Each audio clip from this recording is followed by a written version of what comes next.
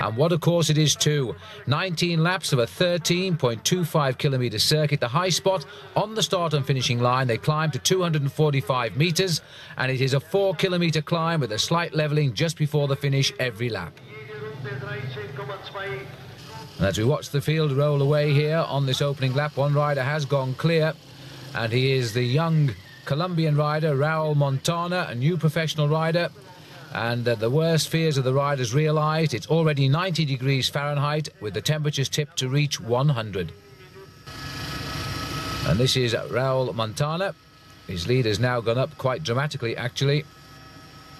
But now as we come round to the end of lap number 10, Montana, who had a maximum lead of 4 minutes and 15 seconds, has been swept up by the field.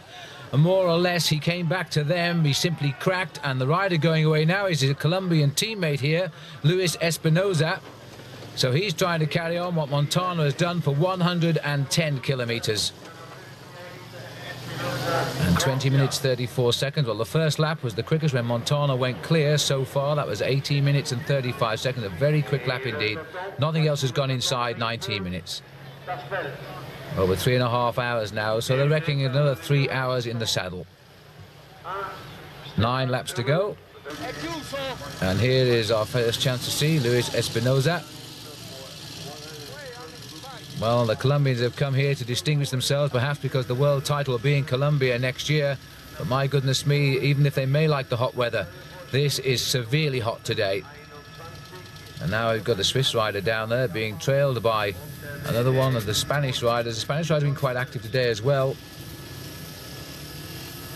And that is Fabian Jecker of Switzerland. And alongside him there is Francesco Cabello. Well, Cabello, in fact, was a winner of the stage in England of the Tour de France this year when it came down into Brighton. They're trying to get across now, but the bunch have reacted very, very quickly, and Espinoza not getting away now. Small little group getting off. 3, 6, 8 riders trying to split from the field. The first really big flurry of activity. We saw a small group break clear to try and get down, catch Montana briefly, but the field have been very, very vigilant indeed. And the stars, I think, are waiting to play the cards in the last 2 hours of this race, because it is a very exposed course, as you can see, and judging by the parched terrain here in Sicily, every indication that the sun is going to burn just as hot as it does every day. What a nice picture that is, though.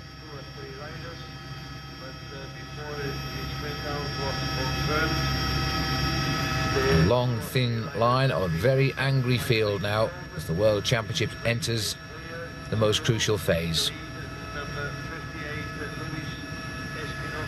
Montana, by the way, has retired almost immediately after being caught. He lasted about another 15 kilometres. And I think Espinoza is realising too that his escape is not going to have any effect on these riders. They're just monitoring his progress. They've always got him where they want him.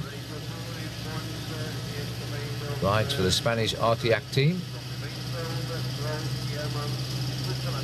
Next year, of course, the World Championships will have moved into October. That might provide us with a very different race. This is Ralf Jurman trying to get across on the climb. First chance to have a look at the climb. Loosely translated, it literally is called the Road to Victory and reaches the finishing line on the top.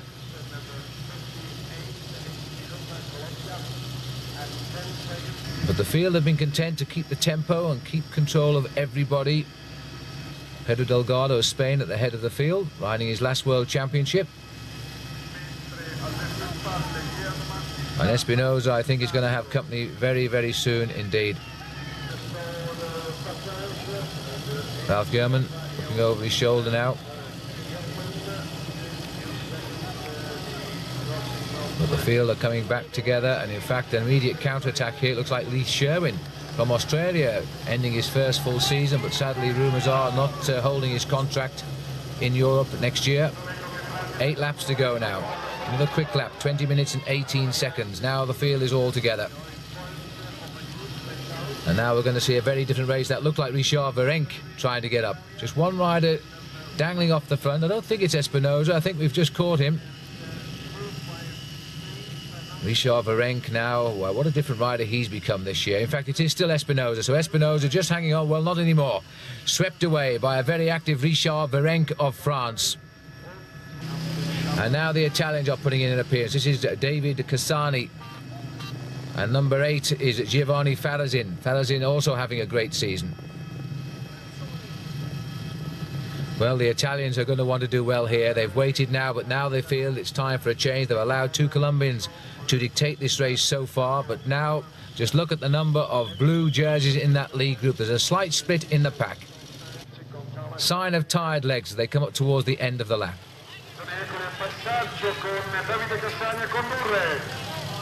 And very fast rhythm indeed, and a good lap time. Look at that, 19 minutes and 16 seconds now. That's a fast lap. And Cassani takes them through as they complete lap number 12. 7 laps to go. 7 times 13 kilometers, and that'll bring them up to the full distance of 252 kilometers. Massimo Girotto takes a look across at who's setting the pace now. They're starting to try and work out who are the strong men as we head in towards the high afternoon sun. Temperatures now are 96 degrees Fahrenheit. And Massimo Girotto looking around, seeing who's going to help. And it seems to be the French are marking the Italians very, very closely here. This is Massimo Padenzana, for the last 2 years the champion of Italy. So they're all putting the weight in behind the attack now. The tactic is keep the pace high and see what happens. The Italians are very, very good at this. They're reported to be on a massive bonus if they provide the winner on the team. Some in the region of about $300,000 they'll share.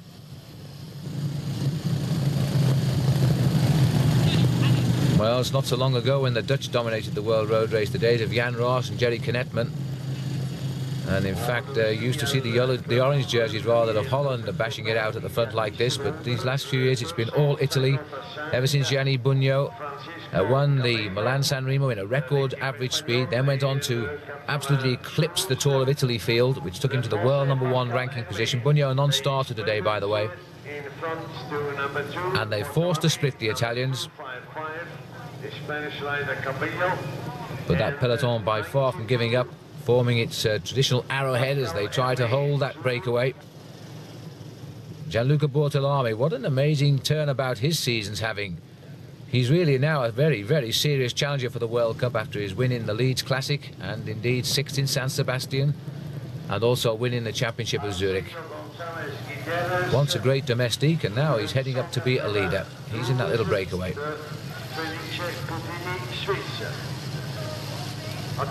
250 there. That's Ansenio Gonzalez of Spain.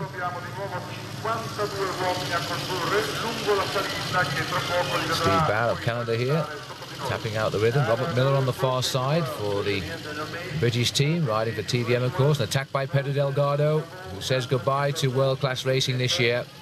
Hangs up his wheels. He's been a marvellous cyclist. Winner of the Tour de France in 1988. Tour of Spain victories as well. He'll be sadly missed, Pedro Delgado, Perico. But a lot of big names are leaving the sport this year. Phil Anderson expected to retire as well from Australia. Greg LeMond seems as though he's teetering on the brink of retirement.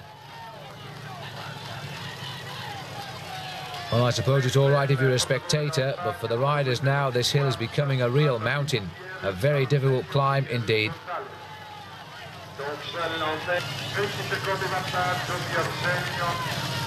And still, the Spanish riders trying to launch the little pace at the front.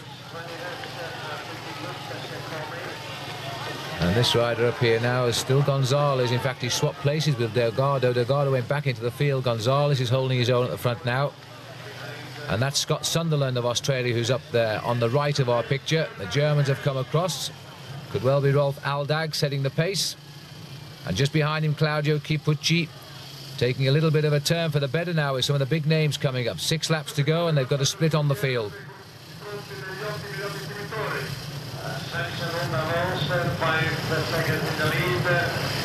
Now, that small little group. Again, it's been forced on the climb. This is Gonzalez.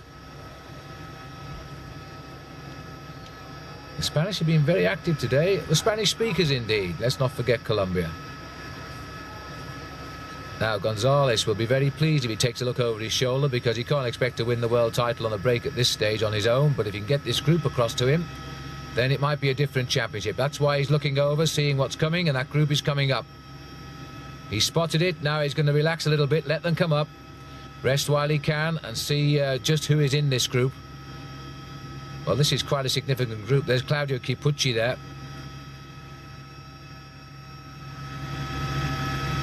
Ralph Aldag is here, Scott Sunderland, vastly underrated rider, very, very upset that TVM didn't name him in the Tour de France team this year. And I think with some reason, but then unfortunately he's Australian and not Dutch. Rolf Aldag at the front of that group. There's a nice picture for you, as long as you don't fall off. Not a lot of reaction coming from the field. Now they're sort of forming their own opinions of what's in that breakaway. Just seeing who's prepared to take up the chase. The French have got riders up there, the Italians have. So that's why the Dutch are going to have to do something about it. Not surprisingly, I think that's Martin Den Bakker who was at the head there. There's Sunderland. Aldag unloading his pockets a bit early on. Richard Virenque is here. Claudio Chipucci went out of the Tour de France with a high temperature, and that's Virenque actually shouting at Chipucci to keep the gaps closed. Also in this group, number 106 there, and that is Udo Boltz, another German rider. So we've got Aldag and Boltz. This is Aldag. Long legs of Rolf Aldag, very good finisher though. Boltz is more the rider for the win. He's had a marvellous Tour de France. In fact, this year he had a great season. And Chipucci always gets in the moves. Now this is the Mike Engelman here, trying to bring Lance Armstrong, I would suspect, back into the action and drag them through a bit, because Armstrong is going to have to get up there sooner or later. Ronan Pensek is on the left, and Pensek being left to go through over Mike Engelman. The French have got three riders in that chase group.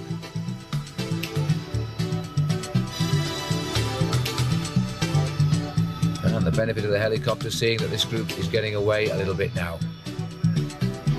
Udo Boltz, Richard Virenque, Scott Sunderland. And that's rather a cruel picture for the riders in these conditions, I would suggest.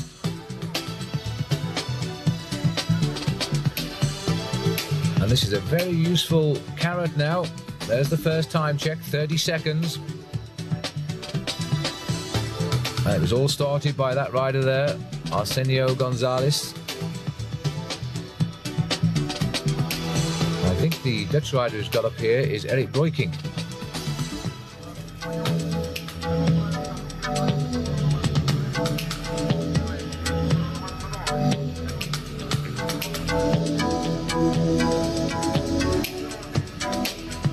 Gonzalez there on the wheel of Aldag. And now, is there going to be some reaction here?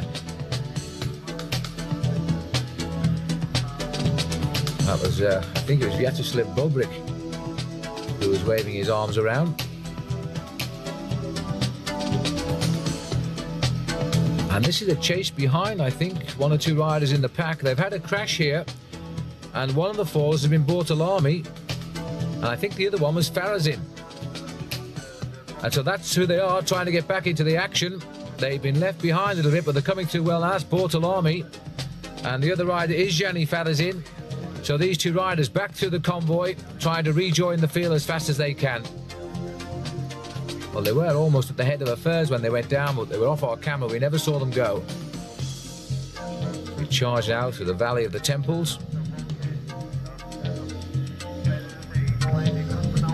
The steepest point comes in the last kilometre of this climb. It's around about 13%. And then you have about 300 metres of flat and semi-flat that takes you right up to the finish line itself. So it's not entirely a sprinter's race, this. It's a strong man's race. If you can make your move early and then hang on to the end. Sunderland. Gonzalez. Riding very, very well indeed. And there's Bobrik coming up now.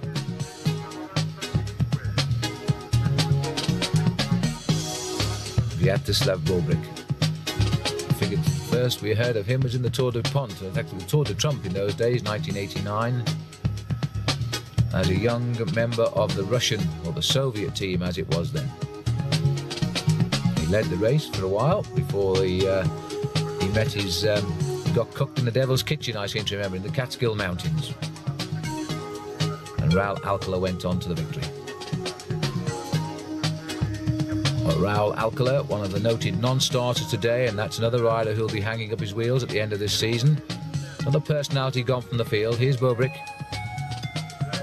Great friend of Evgeny Berzan. They moved together when they turned pro, and of course Berzan this year has won in great style the Tour of Italy, but since then has not really had the form.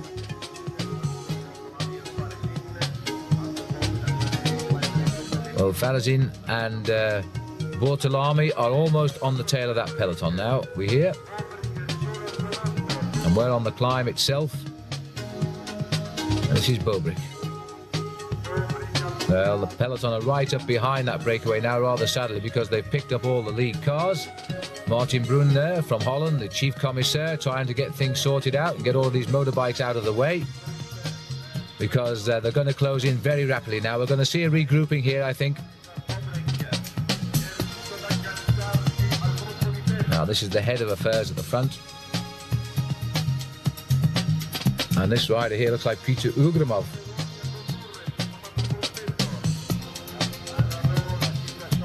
And it is indeed.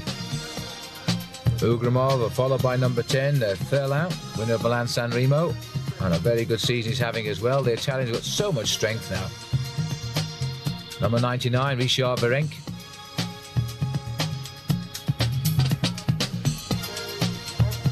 So there's been a general regrouping on the climb, but it's already cracking again as we approach the 5-hour mark.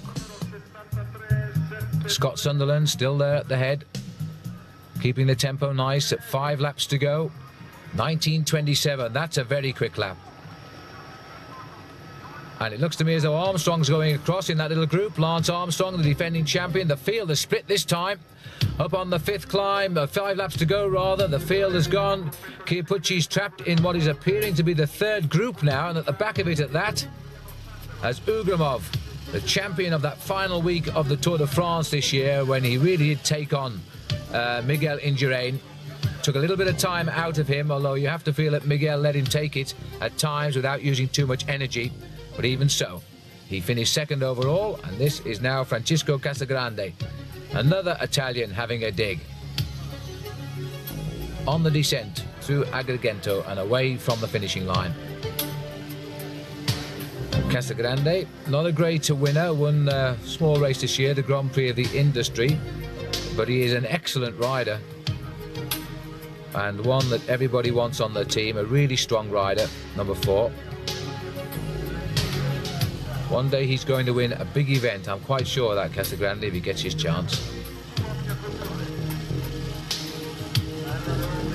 Well, Ugramov is feeling that it's time to try and break up this race. Everybody's paying a little bit too much attention because they're continually closing the gap. Sooner or later, the elastic must snap. There's Armstrong slipping back down the line, having a check out. This is Udo Boltz doing likewise. Podenzana goes through. 2nd year, the champion of Italy, but that seems to be the only thing he ever does, is win the championship of Italy. He's not a great performer in races away from his home country, but he certainly puts up the odd good performance.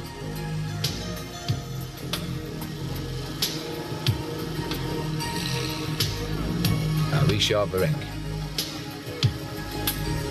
Claudio Chiappucci, and that was a quick shot of Dmitry Konishev.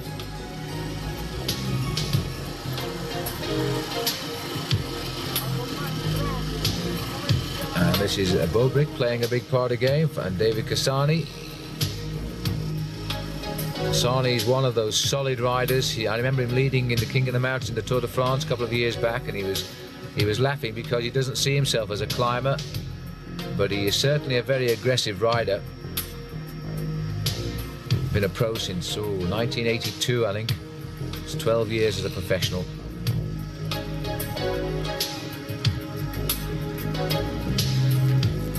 Now, there's no real pattern forming yet, except the strength of the Italians is clearly noted. And Richard Varenka France consistently up in the moves as well. And there's the chance to see Armstrong now. Eric Breukink goes through as well.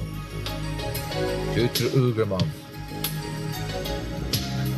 Now, any one of these names would be worthy of a world championship. And there's Bjorn Riis from Denmark, also up here now. Laurent Madois. Maurizio Fondriest. Now, these riders have all come. Fondriest has refound his form after his operation at the start of the season, which kept him out of the Tour de France and Tour of Italy.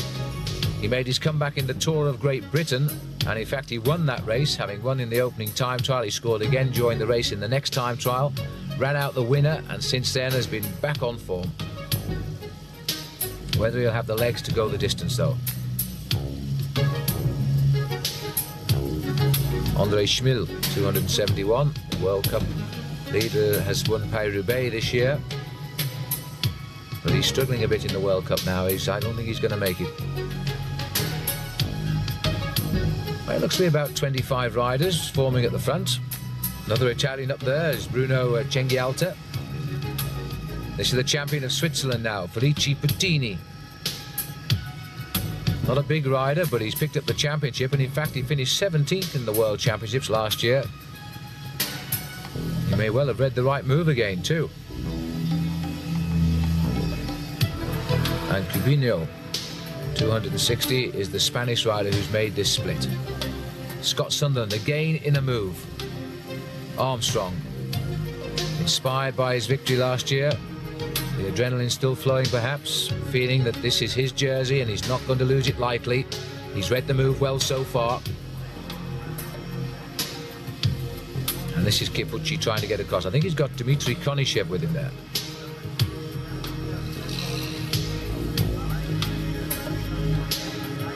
The rider's using the only slope on the course to repair or make good whatever they've got, gains or losses. Now just look at the boys in blue here, the Italians. Number 12 is Pantani, Marco Pantani, the find of the year. One of the nicest climbers I've ever seen in action, and his second and third places in the two big tours. This course really should suit him. It finishes on top of the hill.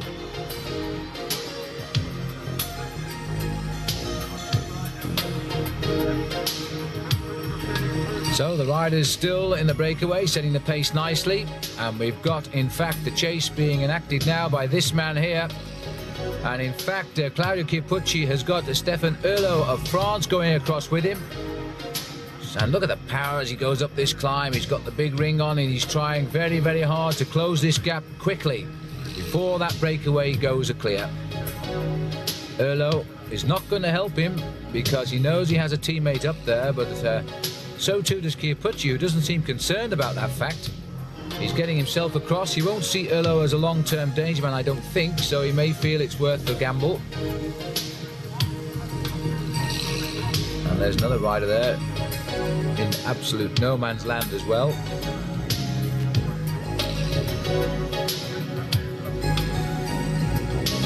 Chiappucci, that fine piece of riding for him. He's on the tail, and in fact somebody else has come up as well. Quite a little group has got across. They've caught Chiappucci on the climb. They've put in about 4 or 5 more riders up there now. Pace being set by Cenghialta. Now we have a large number of Italian jerseys in this lead group. Things are going according to plan, I would think. Cenghialta setting the pace. Cubinho, stage winner this year in the Tour of Italy. Surprisingly, it wasn't a particularly mountainous stage. Well, it was hilly, but it had a flat finish and he won it. He held on by the skin of his racing shorts. And this is Francisco Casagrande. Scott Sunderland. Almost in the camera there was Cubinho.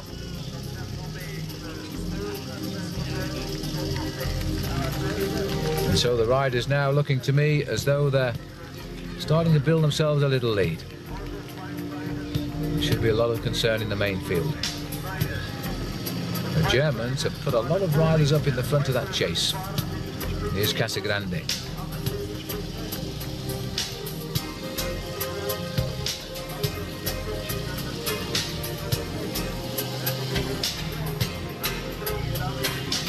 himself in a nice rhythm on the climb.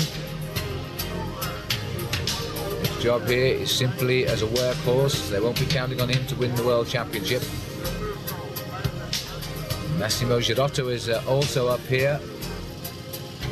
That's an interesting name. I've never spoken to Girotto, but I've seen him race just about everywhere in the world, and he's always done a performance sooner or later.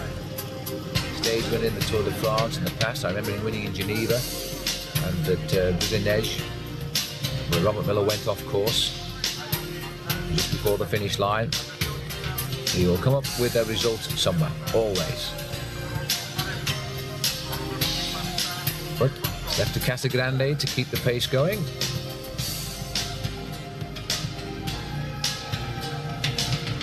Tenth this year in the Championship of Zurich. He was second overall in the Tour of the Mining Valleys.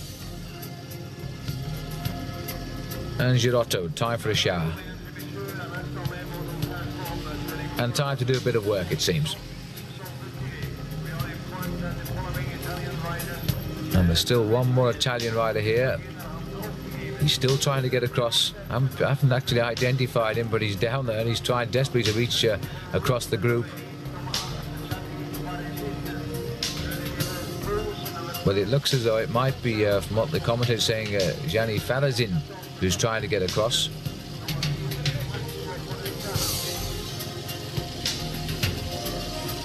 And Scott Sunderland, so upset with his team this year because he's had moments of brilliance. As the pace now being led by Massimo Girotto.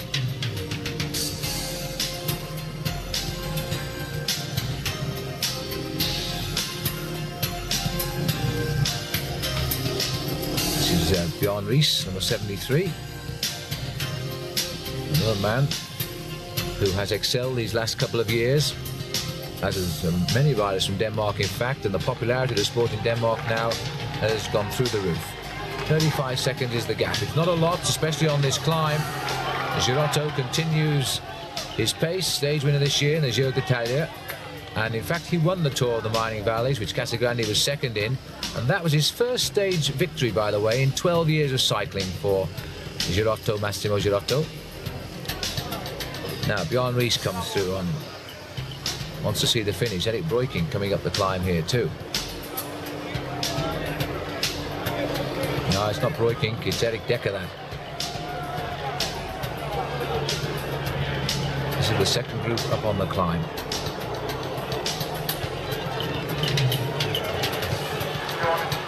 Well, it's becoming something of a war of attrition here, because those that stick the nose out front seem to be hauled in on the climb each lap. This is the last kilometre of the climb now. They're just through the steepest part. And this is Bortolami trying to get in touch with them as well. He's had his ups and downs quite literally today, and it's Girotto setting the pace. The Italians are really trying to force this now. They will need to get a much smaller group, I think. They haven't really got any great sprinters. They've got riders who will wear the field down and possibly ride away to victory on this climb, and that may be what they're thinking. Men like Kipucci could ride away on this climb, and Girotto's prepared to keep the pace high. Sunderland, Breukink, that's the orders to go through. There's Richard Virenque looking around rather quizzically. It's a big group this now. Bjorn Ries in the red for Denmark. There's Breukink. This is Sunderland. And Girotto has done a sterling ride up this climb. He really has. He's kept the pace so high. He's got a group of around 24 riders here. Coming through to the end of the lap. 5 hours and 13 minutes in the lead. Or rather, the race has gone for 5 hours and 13 minutes. And they're left now with 4 laps to go.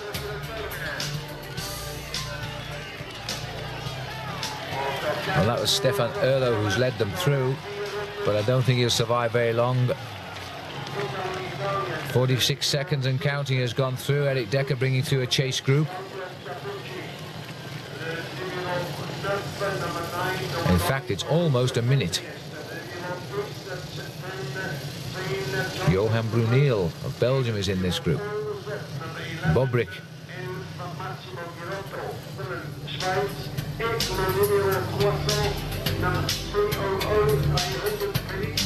And in fact, Erlo is trying to make the best of his escape towards the top of that climb. He's really going hard here.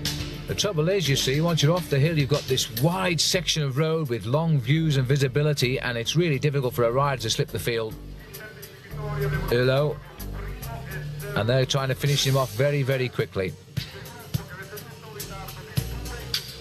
Well, the French seem to be offering the biggest challenge to the Italians as a team. They've got a number of riders up in this breakaway.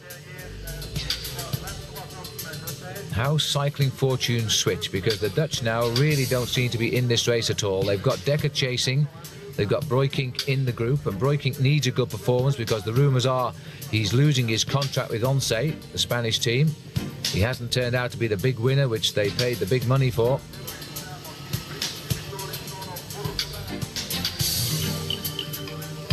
But Erlo is forcing the Italians to chase, and that will use effort. And so if nothing else, that will help, possibly later. Armstrong. As with all the Americans, as in the days of Greg LeMond, the Americans have to watch the moves and try and go with them because they have no team at this stage. They've all gone. A number have retired, one or two are still back in the main field. But they did their job early on to keep Lance up near the front. It's cost them their place or a possible finish, I think. But now they've done their job because they've got Armstrong into the lead group, and this lead group beginning to look rather decisive. And Armstrong still continuing to do some pacemaking. He's at the front of the chase.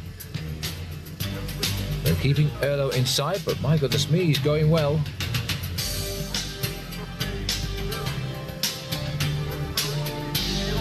Rides alongside Miguel Indurain on the Benesto squad. Indurain has always had a little bit of a penchant for employing French riders on his team. He speaks a little bit of French himself. He prefers to speak in Spanish, but he does speak French. And Bortolami in the breakaway takes a look at Bobrick. Well, it's taking a lot of effort here, and the Italians are having to do all of the work. But they're slowly reeling him in, and they've got him, and the rider first across is Bruno Cenghialta. Cenghialta continues. Sunderland takes a drink. And Stefan Erlo drops down the line a little bit. The pace continues.